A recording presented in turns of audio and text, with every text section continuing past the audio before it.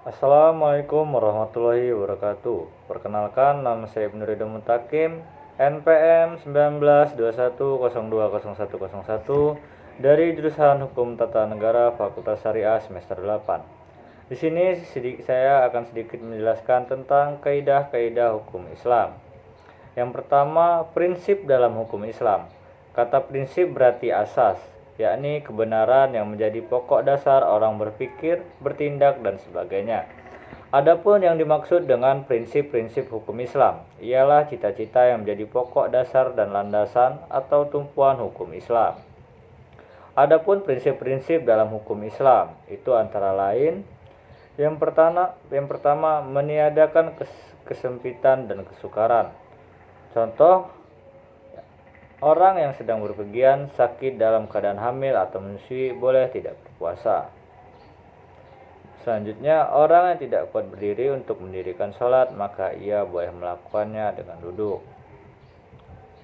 Sedikit pembebanan. Prinsip ini mengisyaratkan bahwa pembebanan syariat atas manusia memang ada. Akan tetapi syarat yang diturunkan atau dibebankan itu diterima apa adanya tanpa mempersalahkannya atau mempertanyakannya yang dapat menimbulkan kesukaran dan pemberatan atas pundak mukhalaf terhadap kewajiban agama yang diembannya. Prinsip ini dilandasi oleh firman Allah dalam surat Al-Maidah 101. Ayat tersebut menginstruksikan kepada manusia agar dapat menahan diri daripada mempertanyakan masalah yang tidak ada ketetapan hukumnya. Misalnya pada waktu peraturan perundang-undangan belum diketahui dan agar permasalahannya untuk sementara dibiarkan dan selanjutnya bertahap dalam menetapkan hukum. Al-Quran diturunkan secara berangsur-angsur, bukan sekaligus, sebab mengingat potensi manusia yang sangat terbatas. Hingga ketika ada ayat yang telah diturunkan, kemudian dipahami, barulah ayat lain diturunkan. Yang keempat, memperhatikan kemaslahatan manusia. Dalam menetap hukum selalu didasarkan pada 3 sendi pokok.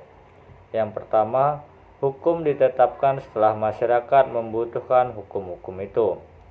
Yang kedua, hukum-hukum ditetapkan oleh suatu kekuasaan yang berhak menetapkan hukum dan kemudahan masyarakat ke bawah ketetapannya.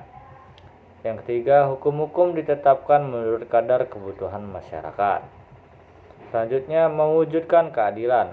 Manusia menurut pandangan Islam adalah sama baik di hadapan Allah maupun di hadapan hukum, tanpa Anda melihat kepada tinggi rendahnya suatu jabatan seseorang, tua maupun muda, melainkan seoptimal dan semaksimal apa yang telah ia perbuat dengan hukum Allah itu sampai mendapat predikat takwa. Kaidah dalam hukum Islam. Kata kaidah secara etimologi berarti asas. Adapun menurut As-Suyuti dalam kitab Al-Asbah wa An-Nazair bahwa kaidah adalah hukum yang bersifat kuli atau menyeluruh atau general law yang meliputi semua bagian. Macam-macam kaidah hukum Islam yaitu kaidah asisiyah, segala sesuatu perbuatan tergantung pada tujuannya. Adapun kebiasaan itu dapat ditetapkan sebagai hukum. Kemudaratan itu harus dihilangkan, yang sudah diyakini tidak dapat dihapus oleh keraguan-raguan. Kemudian kesukaran itu mendatangkan kemudahan. Kaidah gairu asisiyah, walaupun kedudukannya bukan sebagai kaidah asasiyah, namun keberadaannya tetap didudukan sebagai kaidah yang penting dalam hukum Islam karena para fuqaha sepakat akan kehujahan kaidah ini. Adapun kaidah-kaidah gairu asasiyah ini ada sebanyak 40 kaidah yang dapat kita ketahui dalam kitab Asbah wa Al-Nasair karangan Imam Jalaluddin Abdurrahman bin Abi al-Yusuti. Kemudian ditambah lagi dengan 68 kaidah yang terdapat dalam kitab Al-Majalatul Al-Kamil Adiyah yang telah disempurnakan oleh Mustafa Ahmad Az-Zarqawi.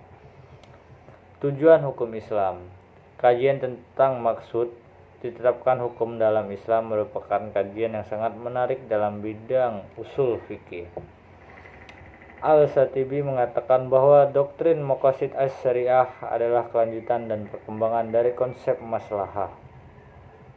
Tujuan hukum Islam maqasid syariah: memelihara agama, memelihara jiwa, memelihara akal, memelihara kehormatan, dan memelihara harta kekayaan. Baik, itu saja yang dapat saya sampaikan. Sekian dan terima kasih. Saya akhiri. Wassalamualaikum warahmatullahi wabarakatuh.